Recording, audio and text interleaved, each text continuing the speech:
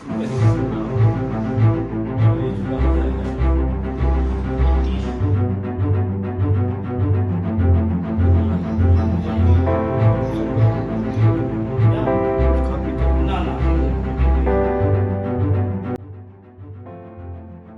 के जिस पड़ाव पर लोग जिंदगी से हार मान लेते हैं, तो वही उस पड़ाव से अपने कैरियर की शुरुआत करने वाले बुजुर्ग इलमचंद तोमर एथलीट खिलाड़ी लोगों के लिए जिंदादिली की अनोखी मिसाल बने हैं। जी हाँ, ये उम्रदराज खिलाड़ी आज फलक का सितारा है, जिन्हें खेल जगत की 100 हस्तियों में वृद्ध अचीवर्स का अवार्ड मिल चुका है। इतना ही नहीं, उन्होंने राष्ट्रीय एवं अंतर्राष्ट्रीय स्तर पर गोल्ड व स्वर्ण पदक समेत करीब 300 से भी ज्यादा पदक झटकने वाले बागपत के इस मिल्खा सिंह ने जनपद का ही नहीं बल्कि देश का नाम रोशन कर दिया है। और योग में भी निपुण बागपत के ये मिल्खा सिंह अब हरियाणा के सिरसा में शाह सतनाम शिक्षण संस्थान में रहकर बच्चों को योग सिखा रहे हैं। दरअसल आपको बता दें कि बागपत के एक बुजुर्ग रिटायर्ड शिक्षक भी रियल हीरो से कम नहीं। जी हाँ, जनपद के रंछाड़ गांव के रहने वाले 92 वर्षीय रिटायर्ड प्रधानाचार्य इलमचंद तोमर में अलग ही हौसला है। जिस उम्र में इंसान खुद दूसरों पर निर्भर हो जाता है, तो ऐसे में ये रियल हीरो उम्र के आखिरी पड़ाव में लोगों के लिए मिसाल बने हैं। और जब ये रियल हीरो दौड़ लगाते हैं तो अच्छों के पसीने छूट जाते हैं और लोग दांतों तले उंगली दबाने को मजबूर हो जाते हैं। आपको बता दें, इस उम्र में इन्होंने दौड़ की राह पकड़कर देश के लिए करीब 300 से भी ज्यादा मेडल जीतकर जनपद बागपत का ही नहीं बल्कि देश का नाम रोशन कर दिया है। इतना ही नहीं, ये रियल हीरो योग में भी निपुण है, जिन्हें देख हर कोई हैरान हो जाता है। वहीं अगर बागपत के इस मिल्खा द्वारा झटके गए पदकों की बात करें तो इतनी इनकी उम्र नहीं, जिससे ज्यादा ये तमगे ये जीत चुके हैं। पिछले 24 वर्षों की ही बात करें तो 200 स्वर्ण, 70 रजत सहित 600 से अधिक पदक जीत चुके हैं और अभी भी इनका हौसला रुकने का नाम नहीं ले रहा है। उम्र के इस पड़ाव तक हासिल की उपलब्धियां: वर्ष 2002 में पहली बार पांडिचेरी में वेस्टर्न खेलों में भाग लिया था और तब से उन्होंने पीछे मुड़कर नहीं देखा है। इलमचंद आज फर्राटा दौड़ में अच्छों को मात देते हुए नजर आते हैं और एथलीट और योगा में अब तक 600 से अधिक मेडल जीत चुके हैं, जो अपने आप में एक बड़ी उपलब्धि भी है। वहीं 27 अप्रैल से 1 मई 2023 को चेन्नई के जवाहरलाल स्टेडियम में हुई मास्टर्स एथलेटिक्स चैंपियनशिप में 2 स्वर्ण सहित 4 पदक हासिल किए और हाल ही में हरियाणा के पलवल में आयोजित हुई ऑल इंडिया योगासन प्रतियोगिता में 2 स्वर्ण पदक जीतकर नाम रोशन किया है, जिसन का गांव पहुंचे पर स्वागत किया गया। इतना ही नहीं, इलमचंद को तत्कालीन महामहिम उपराष्ट्रपति वेंकैया नायडू द्वारा स्पोर्ट्समैन एडवेंचर में व्योवृत्त सम्मान से भी नवाजा जा चुका है।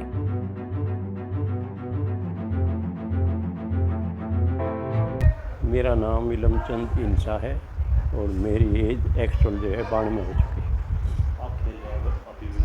कहाँ तक खेले? आप कितने मेडल जीते हैं? नहीं, अभी नहीं खेल रहा। अभी खेलना रिटायरमेंट के बाद में खेलना शुरू करा। पहले खिला सकूँ था लेकिन कभी नहीं खिला बचपन में, नौजवानी में। लेकिन अब रिटायरमेंट के बाद में वो खेल रहा हूँ जो वर्ल्ड में पूरा रिकॉर्ड बना रहा हूँ। एथलीट में भी, हाफ मैराथन में भी और पोल वॉल्ट मेरा स्पेशल आइटम है। 70 वाले मुकाबला में कर रहे वर्ल्ड में।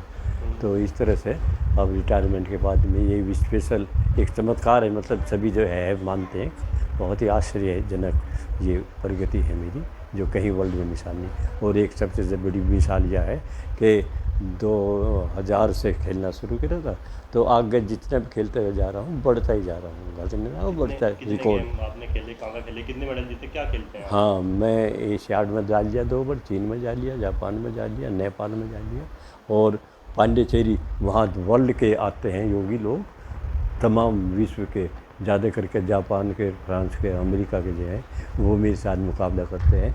49 साल वालों के साथ, 40 साल वालों, 35 साल वालों के साथ में यहाँ इसमें सोमनाथ मंदिर पे गुजरात में, उनके साथ में भी मैं सब गोल्ड मेडल लिए हैं, योगा में भी और एथलीट में भी। और विशेष यूँ है, आश्चर्यजनक है ये कि इतने मेडल एक आध उसमें तो ले सकता है आइटम में, मैं सारे आइटम में जितने भी आते हैं सब में किस वर्ग में आपने मेडल जीते हैं?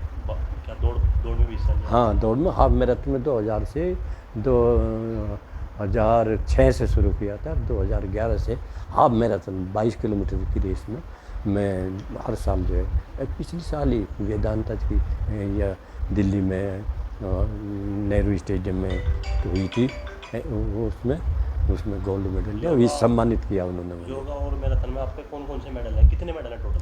टोटल मेडल मेरे 600 से ऊपर हो सके, 630 के करीब। और ये योगा में आश्चर्यजनक जो है 2000 से बढ़ते ही जा रहे हैं, वो मैं दिखाऊंगा आपको अपनी पहले लिस्ट। आप क्या करते थे?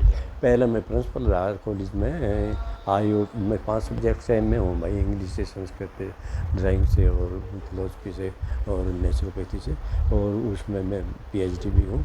मैं 3 कॉलेज अपने आप, हाई स्कूल 9वीं 10वीं करने के बाद में अपना स्कूल ही खोल लिया बिनौली जो है, इंटर कॉलेज जो है आज, वो इंटर कॉलेज है, सर्विथकारी इंटर कॉलेज, वो मेरा स्टार्ट किया गया है।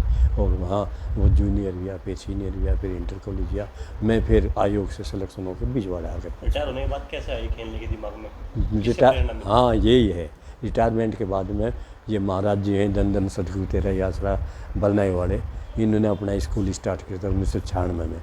वहाँ मैं प्रिंसिपल सेलेक्टेड हो गया था रिटायरमेंट के बाद में।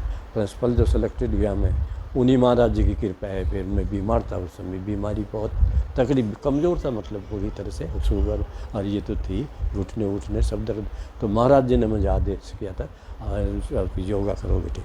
योगा मैं तो करी है, मैं टीम भी बना ली योगा की। और वो जो था 2000 में मुझे आदेश किया था योगा का, 2001 में, 2002 में लोनावाला और पांडिचेरी में मैं भी, मेरी टीम ने भी मेडल लेने शुरू कर दिए, और तब से योगा में हम सबसे ऊपर हैं। उसके बाद में 2004 में फिर मुझे एथलीट का ये उसका दौड़ का। आपकी एज के बुजुर्ग हैं, युवा हैं, उन्हें क्या कहेंगे, क्या प्रेरणा देंगे उन्हें? मेरी एज के तो हिंदुस्तान के तो 8 रह रहे, तमिलनाडु के, केरल के, उनके, हरियाणा का कोई नहीं रहा। सब साथी जो है, कोई तो बैठ रहा, किसी को चोट लगी, कोई ऊपर जा रही है बहुत ही 30-40 हरियाणा के। युवाओं क्या कहेंगे, युवाओं क्या कहेंगे? अब मैं युवाओं को यूँ कहूँगा कि बुढ़ा नहीं होना है हिंदुस्तान का आदमी। अगर नहीं काम करता तो बुढ़ा नहीं, जवान भी बुढ़े हो जाते हैं। काम करते रहो, मेहनत करते रहो। शारीरिक सबसे पहले ज़रूरी है शरीर का स्वस्थ होना।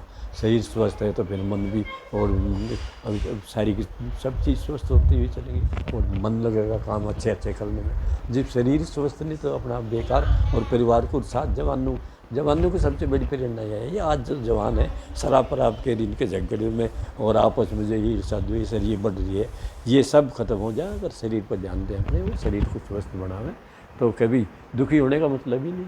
हिंदुस्तान की ये सबसे बड़ी उपलब्धि।